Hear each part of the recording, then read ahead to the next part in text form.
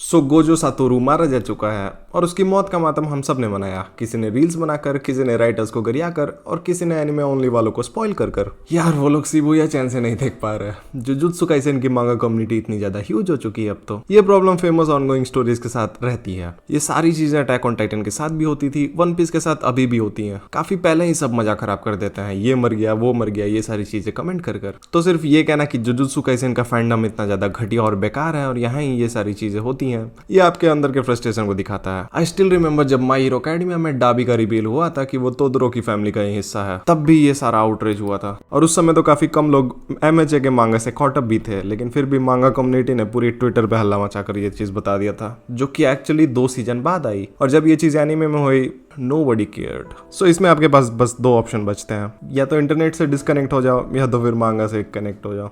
क्योंकि फैंस चाहे किसी भी चीज के हो, कैसे भी हो, उनका बिहेवियरल नेचर कभी बदलता नहीं है। जिन भी स्टोरी से वो काफी ज्यादा कनेक्ट हो जाते हैं, एक्साइटमेंट में आकर वो ये सारी चीजें कर ही देते हैं। So stay tuned, otherwise spoil होते रहो, फ्रस्ट्रेट होते रहो और ये सारी बकवास रील्स बनाते रहो। खैर, गोजो के जाने के बाद इतना भयंकर रिएक्शन जब मुझे देखने को मिला, तब मुझे रियलाइज हुआ कि एक सर्टेन ट्रोप के बंदे एनीमे हमेशा ऐसे प्रोड्यूस करता है जिनके जाने के बाद फैंस ही पगला जाते हैं। ऑफकोर्स वो मेन कैरेक्टर नहीं होंगे, क्योंकि वो तो कभी जाते ही नहीं है ना। मोस्टली ये कैरेक्टर्स अपने मेन कैरेक्टर के प्लॉट प्रोग्रेशन के हिसाब से बनाए जाते हैं, जो कहीं ना कहीं उनके मेंटर्स के रूप में उसके आसपास रहते हैं। मांगाकाज अक्सर ऐसे बंदे को सेंसे बनाते हैं जो उन्हें पढ़ाता हुआ कम और उस दुनिया से उन्हें इंट्रोड्यूस ज्यादा करवाता है। कैरेक्टर्स जैसे यामी, जिराया, काकाशी या ऑल माइट हमें इसलिए भी ज्यादा पसंद आते हैं क्योंकि इन लोगों ने वो सारी चीजें कर ली होती हैं जो हमारा मेन कैरेक्टर एक्चुअली करने वाला है, which directly means they are aspirational for both viewers as well as that character. Gojo और काकाशी भी उन्हीं में से एक थे। हम काकाशी या गोजो को एक ही लेंस से देखते हैं। हाँ, दोनों में कुछ चीजें सिमिलर जरूर हैं, जैसा कि मेन कैरेक्टर का सेंसे होना, दोनों का हमारे मेन कैरेक्टर के प्रति अलग बिहेवियर रखना, दोनों का एमसी के अराउंड एक सेंस ऑफ डिटर्मिनेशन और ट्रस्ट होना,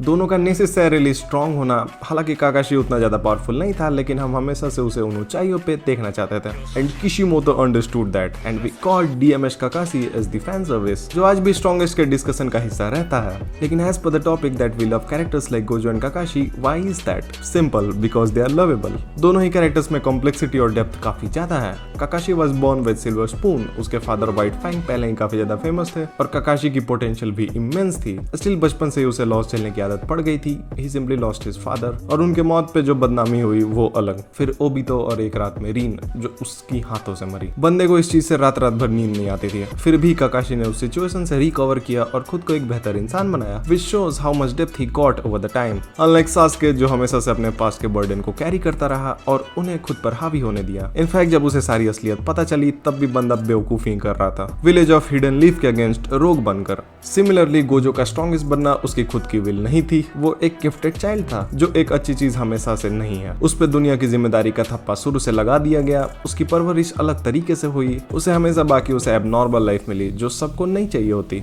गोजो ने इस स्ट्रॉन्गेस्ट का बर्डन हमेशा से कैरी किया है। एक सेंस ऑफ डेंजर और एंजाइटी उसे हमेशा से होगी, क्योंकि जापान में जो भी जुजुत्सु के लॉज होंगे या फिर नई चीजें आती होंगी, वो बिना गोजो को ध्यान में रखकर बना पाना पॉसिबल नहीं थी, जिसने गोजो के भी अंदर एक वॉइड क्रिएट किया, जिसे वो अपने कॉमिक टाइमिंग के अंदर छुपा कर रखता है। जिन चीजों के वो कैपेबल था, वो चाहे तो कुछ भी कर सकता था। एक इमोशनल या रैशनल डिसीजन लेना उसके लिए चुटकियों का खेल था, लेकिन फिर भी बंदे ने हमेशा मुश्किल रास्ता चुना, जो कि एक अच्छाई का रास्ता होता है। जब उसकी विलेन बनने की पॉसिबिलिटी सबसे ज्यादा रही थी, तब भी, और उस मुश्किल रास्ते के बीच चाहे उसका अपना दोस्त भी क्यों ना खड़ा हो, गोजो उसे मारने से भी पीछे नहीं हटा। The world around him was corrupted. Higher ups were, in fact, almost every entity in Jujutsu world which held some decent amount of power was corrupted around him. और इस corrupted दुनिया में uncorrupted होना ही गोजो के character depth को दिखाता है। और गोजो ना सिर्फ इस एरा का सबसे यूनिक कैरेक्टर था, बल्कि पास्ट में जितने भी सॉर्सरर्स थे उन सब में सुपीरियर था। उसने खुद को ग्रो करवाते रहने की हर कोशिश की, इवन दो उसके लिए ये काम सबसे ज्यादा मुश्किल था। और किशिमोतो या अकुतामी दोनों ने अपने इन कैरेक्टर्स को लिखने में काफी ज्यादा मेहनत लगाई है, और ये इनकी फैंडम्स या फैन फॉलोइंग देकर एविडेंट भी होती है। दोनों जरूरत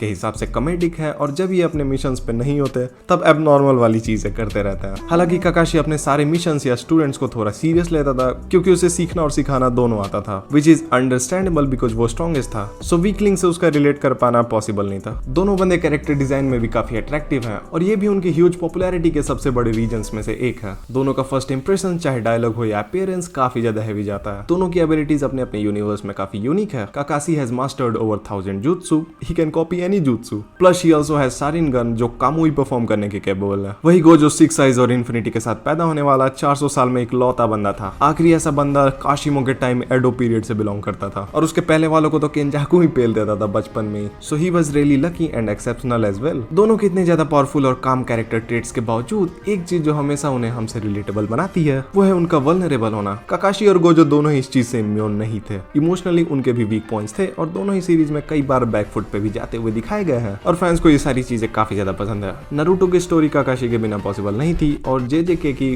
गोजो के बिना. हमें नहीं पता आगे क्या होगा. पेन आर्क में जैसे काकाशी को उसकी मौत मिली और फिर वो वापस आ गया, क्या गोजो भी वैसे ही वापस आ जाएगा या फिर कुछ और. अभी के लिए तो ऑड्स उतने ज्यादा फेवर में नहीं है, लेकिन होने को तो कुछ भी हो सकता है, राइट. दोनों ही केसेस में चीजें सेम रहने वाली हैं. स्टोरी पे उन सब का इम्पैक्ट काफी ज्यादा ह्यूज था, ह्यूज है और आगे भी ह्यूज ही रहेगा. And I am pretty sure कि बोरुटो में भी काकाशी आगे दिखने वाला है. So that is it for the video. Hopefully हमें आगे भी ऐसे unique personality, complex characteristics, strong morals वाले सेंस से देखने को मिले. अभी के लिए मैं आपसे विदा लेता हूँ. मिलते हैं जल्दी किसी नए वीडियो के साथ. This is Saket from an enthusiast. Peace out.